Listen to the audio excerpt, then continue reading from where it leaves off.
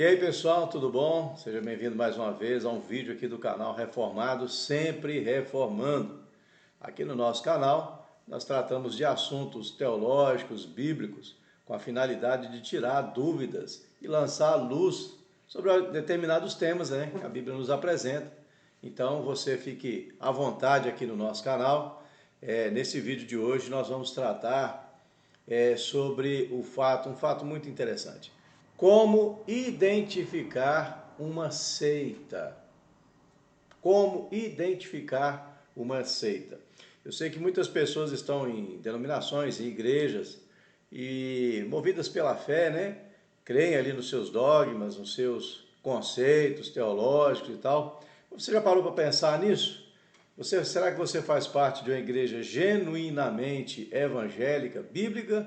Ou será que você, por desconhecimento talvez, por boa fé, está inserido dentro de uma seita? Então não vou lançar aqui juízo de valor sobre a religião de ninguém, mas nós queremos apenas lançar a luz sobre esse tema. Como identificar uma seita? E eu quero aproveitar já para dizer aos que nos acompanham, que toda vez que nós vamos estudar algum tema teológico, bíblico, o que nós precisamos fazer? Nós precisamos despir de todos os nossos preconceitos, os nossos conceitos teológicos, para tentar entender o que realmente o texto tem a dizer.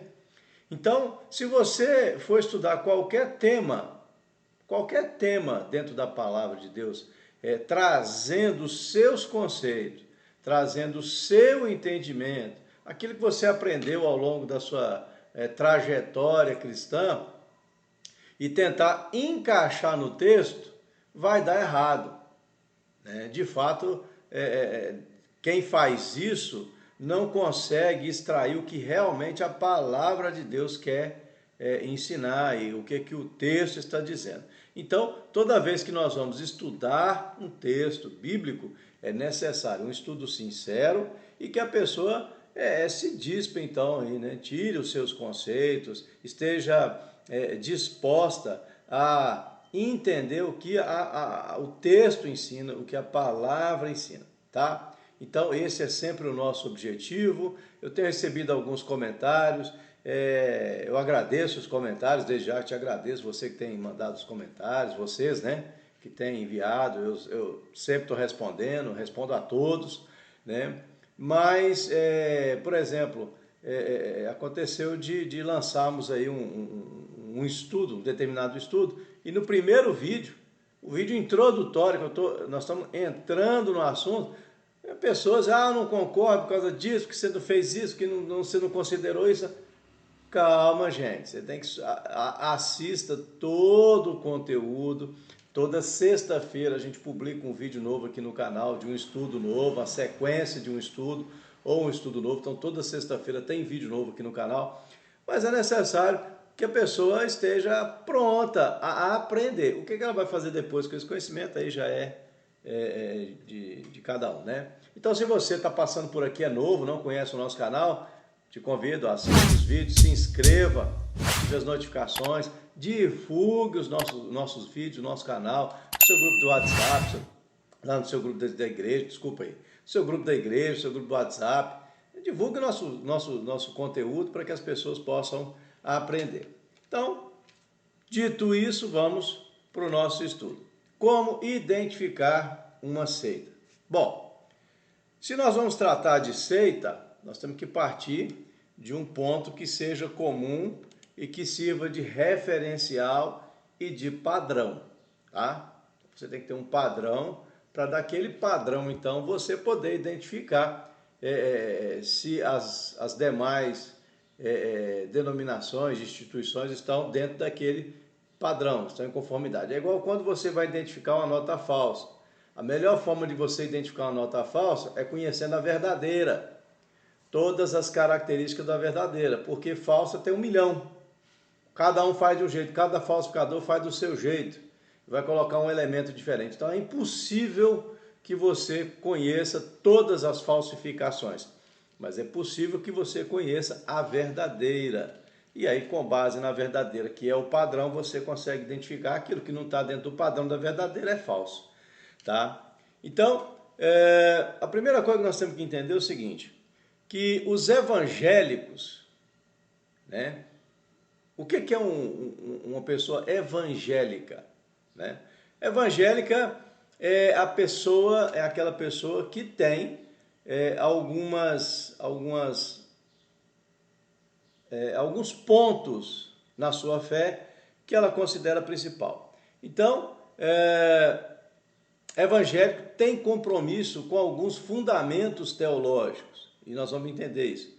Quais seriam esses fundamentos teológicos? Então, se você se considera uma pessoa evangélica, uma pessoa cristã evangélica, é porque você traz consigo a identificação de alguns pontos teológicos que são fundamentais para essa fé, né?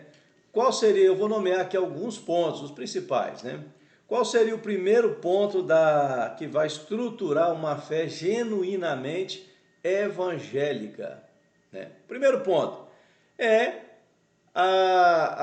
o reconhecimento da natureza de Deus através da Trindade, entendeu? É o Deus triuno. Então, o evangélico é aquele que acredita no Pai, no Filho e no Espírito Santo. E a palavra de Deus deixa isso claro.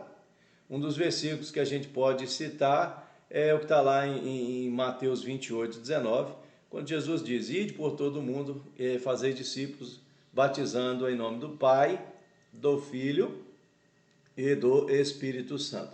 Esse termo Trindade está na Bíblia? Não, não está, né? Ele não existe na Escritura.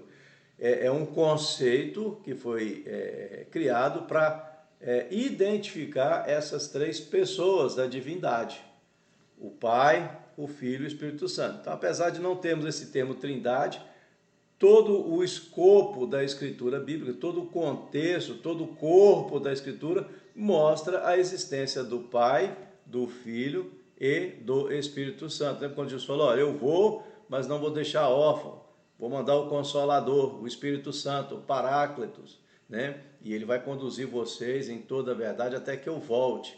No batismo de Jesus estava ali sendo batizado, o Pai falou do céu: este é meu Filho amado em quem me comprazo, e o Espírito Santo desceu sobre ele em forma corpórea de uma pomba. Então, o evangélico cristão verdadeiro é aquele que primeiro aceita e defende a existência da Trindade, do Pai, do Filho e do Espírito. Guarde isso, que isso é importante, tá? O segundo ponto da fé evangélica autêntica e verdadeira é quando a pessoa ela crê, né? Ela crê na singularidade, no fato de que Jesus é o Cristo, certo? Jesus é o Cristo, o Cordeiro de Deus, o Filho de Deus encarnado, que é 100% divino e 100% homem.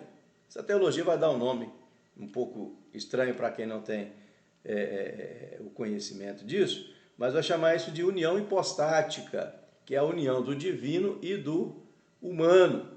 Então, em Jesus, ele se esvaziou da sua glória, né, e assumiu a forma humana e nasceu como um ser humano comum. Não deixou de ser Deus, mas ele era Deus e era homem ao mesmo tempo. Então, ele é o Filho de Deus encarnado. A palavra fala que, chegada a plenitude dos tempos, no momento certo, Jesus então nasceu de mulher. Então, Jesus é o Filho de Deus encarnado, é o Cristo de Deus, é o Cordeiro de Deus que tira o pecado do mundo. O próprio apóstolo João fala, né? Que o Verbo se fez carne e habitou entre nós. No princípio era o Verbo, lá em João capítulo 1, né?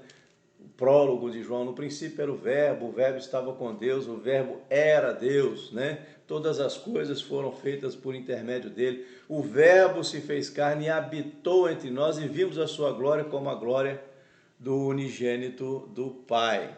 Então, segundo aspecto, que é um balizador da fé evangélica, é o padrão e não podemos fugir disso, é a crença, é a fé de que Jesus é o Cristo, o Filho de Deus encarnado, né? Um terceiro aspecto da fé evangélica é que Deus decidiu se revelar à humanidade, né, através da sua palavra. Deus foi se revelando, atuando na vida da história humana, né, com atos maravilhosos, atos grandiosos, atos poderosos. Ele foi se revelando, uma revelação progressiva, né, desde o Antigo Testamento, culminando, né, no Novo Testamento. Então, nós cremos que a Escritura, ela é a revelação inspirada da vontade de Deus, né? Ela contém, Deus usou homens, né, para escrever, homens que, inspirados pelo Espírito Santo, revelaram aquilo que era necessário para que nós crescêssemos na existência desse Deus criador, esse Deus sustentador, esse Deus que tudo governa. Então Deus, ele se revelou única e exclusivamente através das Escrituras, né? E revelou através dela o seu plano para nós, né? A nossa redenção através de Cristo, a nossa glorificação final, enfim, né? O quarto ponto, né? O evangélico, ele vai crer, né, necessariamente, exclusivamente, né? Nós cremos na necessidade universal de redenção. A palavra de Deus que diz que todos pecaram e destituídos estão da presença de Deus. A Bíblia diz que não há um justo sequer, não há ninguém que se salve. Todos a uma se extraviaram. Então, em Adão todos caíram. E é necessário que essa humanidade caída seja regenerada. Então, essa regeneração, ela vai acontecer através do reconhecimento, da aceitação, da entrega, né, ao Filho de Deus, que se deu na cruz e pagou o preço do meu pecado e do seu pecado. Então, fora de Cristo não há salvação. Não há salvação fora de Cristo. Certo? Então, essa é uma premissa da fé evangélica. Salvação é pela graça, através de Jesus Cristo, o unigênito do Pai. Ele é o Cordeiro de Deus. Ele é o caminho, a verdade e a vida. E ninguém vem ao Pai se não for através do próprio Filho. Então, a fé evangélica, ela crê na regeneração, ela crê na adoção de filhos, ela crê na santificação, ela crê na glorificação final dos salvos, certo? Então, esse é um princípio fundamental da fé evangélica, né? Então, e por fim, o evangélico autêntico, bíblico, ele crê que haverá um julgamento, certo? Porque a palavra de Deus diz que haverá um julgamento, né? Então, todos nós compareceremos um dia diante do tribunal e seremos julgados. A nossa salvação vai se dar pelo que fizemos? Não. O julgamento, ele acontece para justamente trazer à luz a misericórdia, a graça e a salvação de Deus.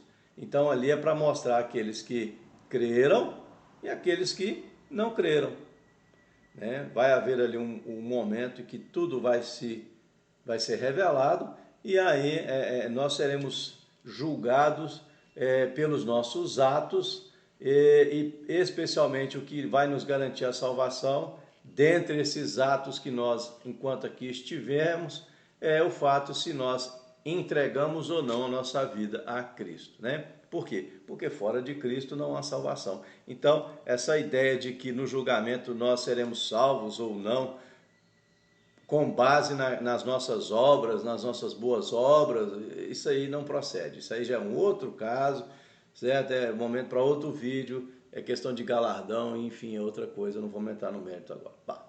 Então, entendido até aí, essas 5 características que vão identificar a fé evangélica bíblica, teocêntrica, cristocêntrica, tá? Entendeu isso aí? Esse é o padrão. Então, uma igreja evangélica que se diz genuinamente evangélica, ela tem que acreditar, ela tem que crer nestes pontos, tá?